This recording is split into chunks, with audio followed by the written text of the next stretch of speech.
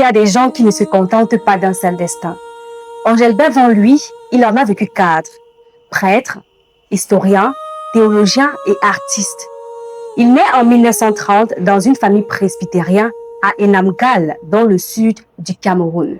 Baptisé catholique, Angel Bevin va rentrer en 1944 au petit séminaire, dans l'optique de devenir trépiste, pour mener une vie calme, spirituelle et religieuse. Mais son évêque, Monseigneur Greffin, va l'orienter vers une autre direction. Chez les Jésuites, une branche qui n'était pas encore à cette époque-là présente au Cameroun. Quelque temps plus tard, Angel Bevin va quitter le Cameroun pour le Congo. C'est ainsi le début d'une grande vie de chrétienté, d'une grande vie spirituelle.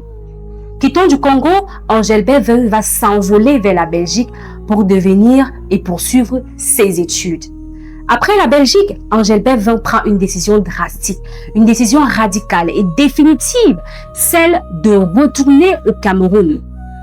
Entre 1958 et 1960, Angel Bevin va donner cours. Il va enseigner au collège Liberman. Et après cela, pendant ses vacances chez les pays Bamileke et Bamoun, Angel Bevin va observer, il va étudier, il va dessiner et surtout, il sera fasciné par l'art traditionnel africain.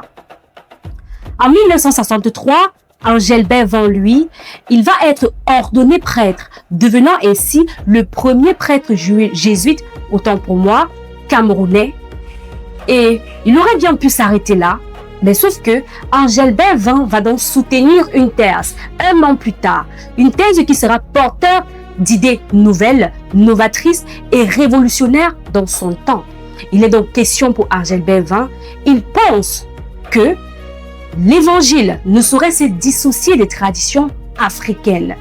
Par conséquent, l'évangile devrait apprendre les langues africaines, les symboles et également certaines règles de coutumes africaines.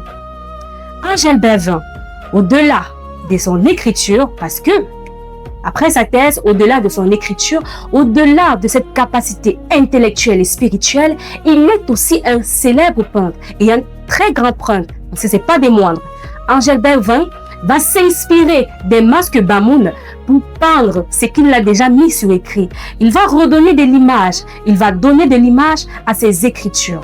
Angel Bevin, en dehors d'être un peintre, étant donné qu'il est un peintre, étant donné qu'il est spirituellement correct, étant donné également qu'il est intellectuel, il sera connu en dehors du Cameroun. Il va faire un boom et il va exploser en Afrique et partout ailleurs. Malheureusement, il y a un incident, un drame qui va se produire.